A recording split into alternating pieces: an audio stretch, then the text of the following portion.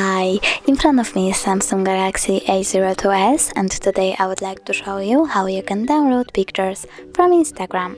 Firstly, open Play Store and type Repost for Instagram. Then download this app from this developer.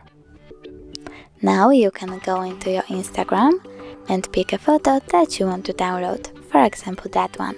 Click at the three dots located at the top right corner and choose Share To.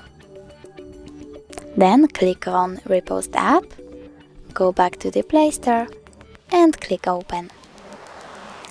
Now pick one of the options and tap on the photo that you want to download. Then click on the square icon to remove the label and tap the middle button. Now when I go into my gallery, I can see that my photo was successfully downloaded. Thanks so much for watching. If you enjoyed this video, don't forget to leave a like, comment and subscribe. Bye!